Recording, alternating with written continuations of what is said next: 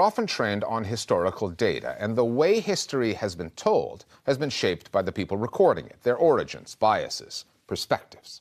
So those AI systems operate in a feedback loop. Real-world experiences generate the data trains the algorithms, and those algorithms influence our perceptions. As a result, the biases don't just persist, they spread across society, from healthcare to hiring to facial recognition and everyday chatbot responses. One woman has set out to challenge that cycle by launching a more ethical artificial intelligence project called AfroféminasGPT.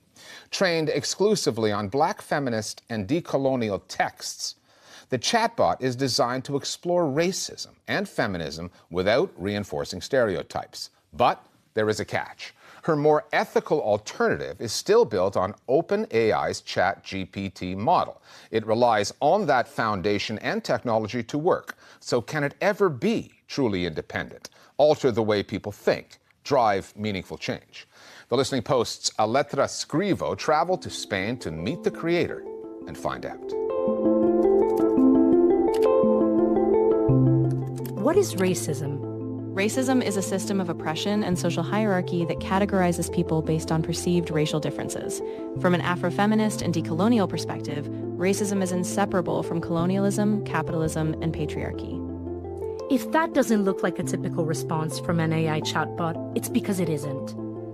This is AfroféminasGPT, a chatbot designed by a woman who wants to change how AI is built and who it serves. Soy consciente de que la inteligencia artificial no es neutral. Y a partir de ahí creé AfroféminasGPT, que es una herramienta de inteligencia artificial con un cuerpo curado relacionado fundamentalmente con textos de feminismo negro y textos de pensamiento decolonial. Many people seem to think artificial intelligence could answer anything. In reality, AI offers particular kinds of answers, shaped by a particular perspective. While we rely on AI to deliver objective, neutral, and unbiased information, that's effectively impossible. Studies show AI systems are trained on biased data that underrepresents women, people of color, minorities, even speakers of non-standard English. In other words, most of the world.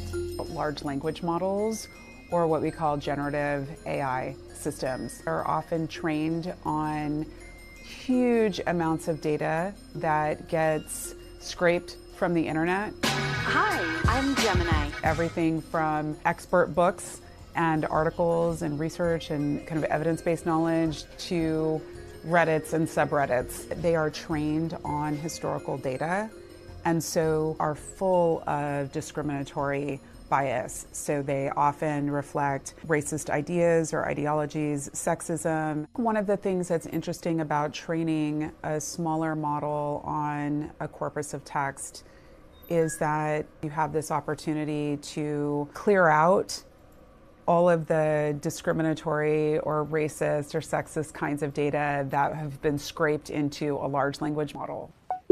AfroféminasGPT's corpus of texts is based on royalty-free PDFs, around 20 of them, by decolonial and Black feminist thinkers like Bell Hooks, Frantz Fanon, and Angela Davis. They help convey perspectives that are often absent from other AI tools. Para con estas fuentes. Sí. Porque no está conectada. Exactamente. Su sistema de búsqueda está solamente en estos textos. Un espacio donde ese conocimiento pueda ser accesible, pueda estar en el centro y no se tenga que convertir una vez más en una nota de diversidad.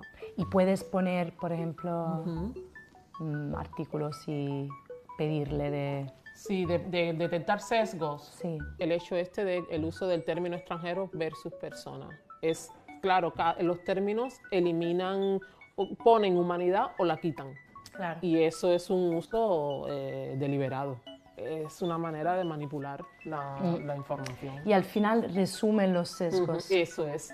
Lo resume, te lo organiza y luego lo que te pide es poder reescribir la noticia eliminando esos sesgos. This Afrofeminism chatbot is going to produce answers that draw on a data set that has authors who pioneered the intersectionality theory, which basically is that when you look at the lives of negatively racialized women, they're facing often racism and sexism simultaneously. So a search around the lives of Black women on that platform is going to be informed by that type of thinking or ideology, versus a general AI platform that may have these authors and these thoughts in the data set, but they may be such a tiny minority that they may not rise as easily. However, I'm not sure that one is better than the other. I just think that there are different types of AI. Mutalen Conde is a researcher focusing on how AI moderation policies affect marginalized communities. Yet, even she is skeptical about how independent AfroféminasGPT can actually be, given it's designed on OpenAI's ChatGPT. While Torres Soler's chatbot might be trained on specific texts, its foundational engineering is still owned and controlled by the US tech giant. It's really up to OpenAI to decide how a platform that's derivative of theirs runs. So, for example, if they were to turn around one day and say, you know what, we do not believe in Black women having a voice, they literally can deploy algorithms that will prevent that. And that's what we've really seen. Platforms like X, Elon Musk, made the decision that algorithms that were deployed to protect women online were no longer functional. AI systems are not magic, so what the algorithm can say, what the algorithm cannot say, the way the information is presented, these are all policy decisions that are driven by human beings. One of the challenges that we have in terms of relying on a large language model is that we really can't see if the backbone of a platform is influenced by anything from global politics, geopolitics, an authoritarian regime, shareholder concerns.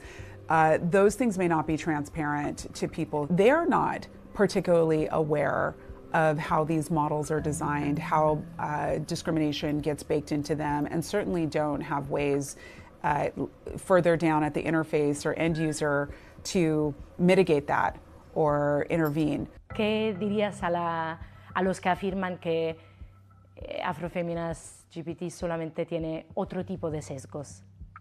Pues mira, esa pregunta me la han hecho de otras maneras. Es decir, el pensamiento crítico o el pensamiento antirracista es un pensamiento de cuidado porque tiene en cuenta al otro. Porque en los últimos tiempos estamos intentando crear equidistancias entre el sesgo y el no sesgo.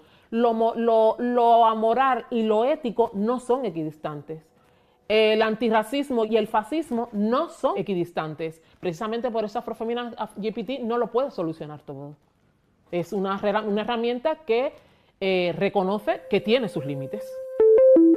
The issue isn't just artificial intelligence's biased dataset, but also where the power lies.